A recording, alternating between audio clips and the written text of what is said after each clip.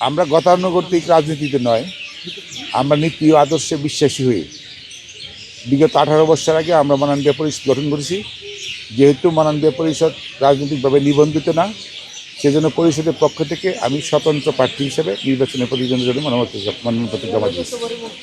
আমরা মুক্তিযুদ্ধের আলোকে সততা নিয়ে এবং সন্ত্রাসমুক্ত, দুর্নীতিমুক্ত, চাঁদাবাজি মুক্ত, মাদক মুক্ত এবং মানুষের সাথে গতানুগতিক রাজনীতির মতন নয়, নীতি ও আদর্শ বজায় রেখে জনগণের স্বার্থে কাজ করার জন্যই আমরা আজকে এই নির্বাচনে অংশগ্রহণ করেছি।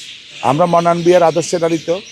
মনান বিয়া যেমনই তার রাজনৈতিক জীবনে তার সততা ছিল, তার দেশপ্রেমিকতা ছিল, আমরা সেই আদর্শকে লালন করে আমাদের বিশেষ করে শিবপুরবাসীর তো মনান বিয়া শিবপুর হিসেবে উনি শিবপুরে জন্মগ্রহণ করেছেন, শিবপুরের মাটিতে শুয়েছেন।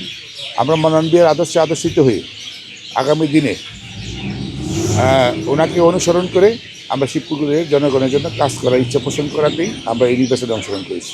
এই জন্য উন্নয়ন করতে চাই, শিবপুরবাসীকে নিরাপদ রাখতে চাই, রাজনৈতিক হানাহানি মুক্ত চাই, সন্ত্রাসবাদী, চাঁদাবাজি, মাদক মুক্ত শিবপুর করতে চাই।